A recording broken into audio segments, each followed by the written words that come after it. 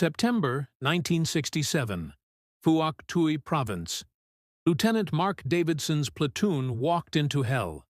40 men from the 503rd Infantry Regiment, moving through dense jungle on a routine patrol, suddenly found themselves surrounded by over 200 Viet Cong fighters. The ambush was perfect. Enemy fire came from three sides. Men were falling. Ammunition was running low. And the firebase couldn't send artillery because Davidson's position was too close to the enemy lines. They had maybe 20 minutes before being overrun. 3 kilometers away, 5 Australian SAS soldiers heard the gunfire. Sergeant David Savage and his team had been deep in enemy territory for 6 days, conducting reconnaissance. Their mission was simple: watch, record intelligence, stay hidden. Engaging the enemy wasn't part of their orders, but Savage recognized the sound. That wasn't a firefight. That was an execution in progress. He made a choice that violated every rule of SAS doctrine. They were going toward the contact. His team didn't question it. They moved fast, abandoning the silence they'd maintained for nearly a week. The sound of battle grew louder as they approached. Through the trees, they could see muzzle flashes, hear American voices shouting for medics. The situation was clear. An American patrol was trapped in a classic horseshoe ambush, and time was running out. Savage positioned his team on the enemy's western flank. 5 men against 200. The mathematics were absurd, but the SAS had one advantage the enemy didn't expect. They weren't trying to win a firefight. They were creating confusion. At Savage's signal, all 5 opened fire simultaneously. Their L1A1 rifles, firing 7.62 millimeter rounds, created a sound distinctly different from the lighter AK-47s. More importantly, they fired in disciplined, overlapping bursts designed to make 5 men sound like 50.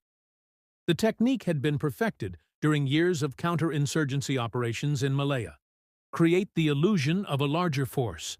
Make the enemy react to a threat that doesn't exist. It worked.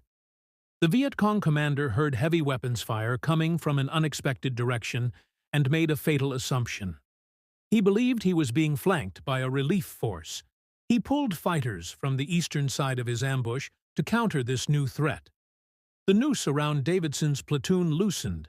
Davidson recognized the shift immediately. Pressure on his right flank decreased. Enemy fire became scattered, disorganized. He didn't know who was shooting or why, but he understood opportunity. He gave the order to break out, and his platoon charged through the gap that had just opened. 3 minutes of chaos followed. 40 Americans crashed through the jungle, some carrying wounded, all moving toward the sound of those Australian rifles. Behind them, Savage's team maintained continuous fire, targeting any VC fighters attempting to pursue. When the Americans finally broke through into a small clearing, they found 5 men in camouflage, calmly reloading their weapons. "Australian SAS," Savage said simply. "Heard you were having trouble." Davidson was speechless. 5 men had just broken an ambush that should have killed his entire platoon. But there wasn't time for gratitude. The enemy was regrouping. Savage made another decision.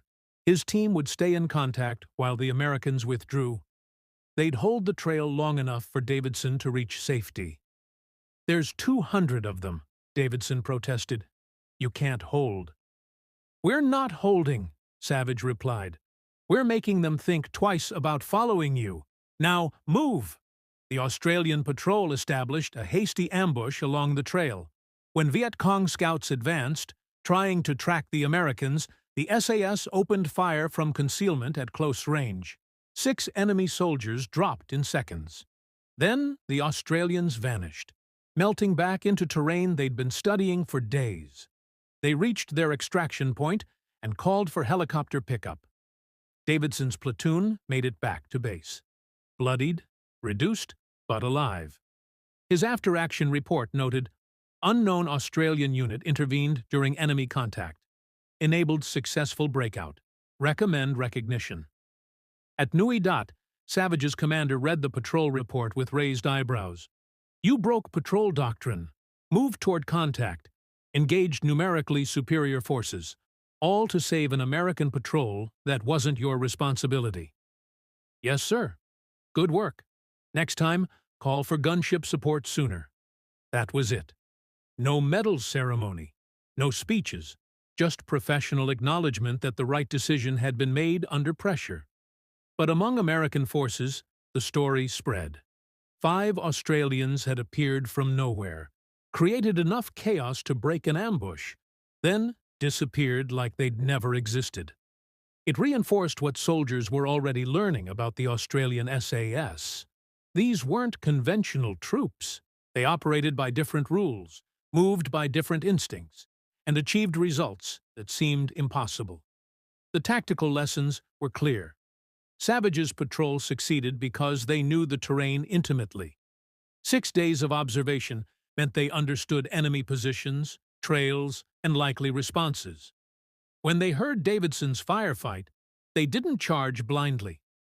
They maneuvered to a position where 5 men could create maximum effect. This pattern repeated throughout the war. Between 1966 and 1971, Australian and New Zealand SAS forces conducted nearly 1,200 patrols. They eliminated over 600 enemy soldiers while suffering only 1 killed in action. That extraordinary ratio came from exactly this kind of tactical judgment. Knowing when to engage, how to engage, and when to disappear. American forces learned from these encounters. By 1968, joint patrols between U.S. long-range reconnaissance teams and Australian SAS became common. The Americans adopted Australian techniques for silent movement, patient observation, and precision ambushes. The tactical exchange went both ways. Australians incorporated American communications equipment and extraction procedures. Years later, Davidson tracked down Savage through military channels. They met at a veterans' reunion, neither man comfortable with elaborate emotion. "I never properly thanked you," Davidson said. "You would have done the same," Savage replied. "I don't know if we could have. We didn't know the ground like you did." "You fought your way out. That took courage. We just gave you an opening." 2 professionals, recognizing each other across the gap of nationality and doctrine. The rescue in September 1967 became a case study at military schools in both countries. It demonstrated the value of detailed reconnaissance, the importance of terrain knowledge, and the tactical flexibility required when doctrine meets reality. But more than that, it showed something deeper. When the moment came, 5 soldiers chose to help 40 strangers because in that instant, nationality didn't matter. Training did. Courage did. Brotherhood did. That's the real story. Not tactics or doctrine, but the choice to act when action meant risk. 5 men decided that saving 40 lives was worth breaking every operational rule. And because of that decision, 40 Americans went home.